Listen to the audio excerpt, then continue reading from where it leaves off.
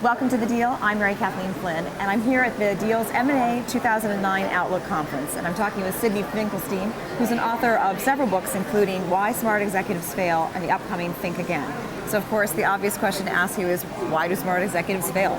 Well, smart executives fail very often because they just don't have a good sense of how they make decisions. They make poor decisions, and the decisions are made in a poor manner because they haven't really thought through all the different ways in which they get biased by everyday life and by how their brains operate and how the group around them is thinking. So, I'll give you a couple of examples. If you look at, Motorola and the mobile phone business in the 90s, very successful, over 60% market share, lower in maybe something 20% these days. What happened?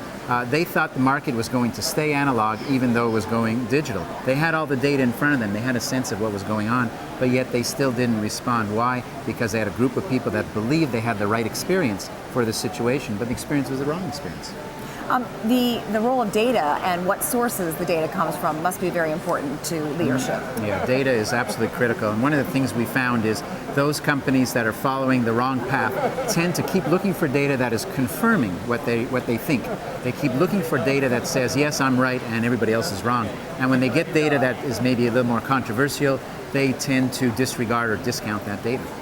Talk for a moment about some of the sort of classic failures that you've seen, and if you can, especially talk about the more recent ones that we've seen in the collapse of Wall Street, that would be useful. Yeah, well, the Wall Street firms, many of them had a very similar strategy, which was let's issue subprime debt and mortgages, let's repackage them, let's get the tranches, and that type of strategy actually made them a lot of money, actually a ton of money with big bonuses.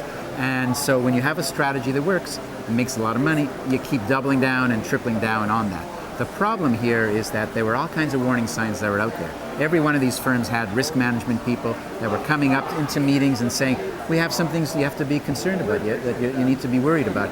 And once again, looking at data that's not consistent with what you think is something they don't want to really do. And so you keep following a strategy that works as long as you can, and in the end you end up with a bubble because you're unable to break away from it simply because you've been so successful in the past. I think that's true at Washington Mutual, at Wachovia, to some extent Lehman and Bear Stearns as well. You've interviewed dozens and dozens of executives about why they've failed. What's the sort of bottom line advice that comes out of your research? Well, when you get to the bottom line, it's all about setting a very strong leadership stance that says people count, let's hire the best people, and let's make sure those people have an opportunity to actually have an impact. And I think that's all about building a team. And then I'd say the second thing is let's try to be aware of some of the ways in which we don't think as straight as we could, some of the ways in which our decisions tend to be biased. And when you go and look into some of those underlying factors related to experience or self-interest or making early judgments on what the right answer is, you gain a lot of insight into what to beware of. Are there any standouts on the positive side or the negative side? Give us some names. Well, certainly on the negative side, Jerry Yang at Yahoo has been a big problem. When he had an opportunity to sell to Microsoft, didn't want to do it, couldn't imagine selling Yahoo to, of all companies, Microsoft, and that turned out to be a $30 billion mistake. I think there are a number of banks that also fell into a variety of traps, Ken Thompson and Kerry Killinger and some others, and they were problems. On the plus side, I think Steve Jobs has been able to retain and continue tremendous amount of success, actually accelerated success, even in these rougher waters, as he's emphasized design. I think IBM has been a great, very well-run company. I think Procter & Gamble under A.J. Lafley has been very, very strong.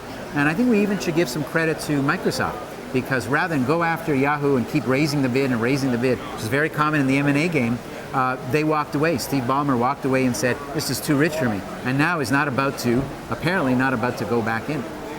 We've got a new administration. President-elect Obama takes over in January. What are your expectations for the Obama administration, and how do you think it will affect tech deal making? I think Obama, he's got some of the best advisors around him, and that is one of the best early signs you want to see in this transition stage. And I think he's going to be much more pro-business than most people think.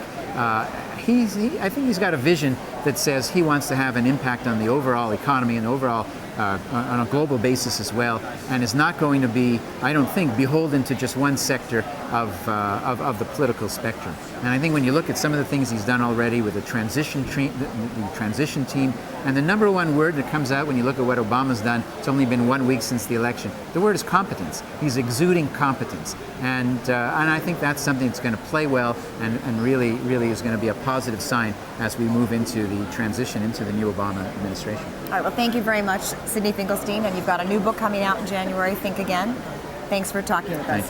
And thank you for watching The Deal. I'm Kathleen Flynn from The Deal's M&A 2009 Outlook Conference.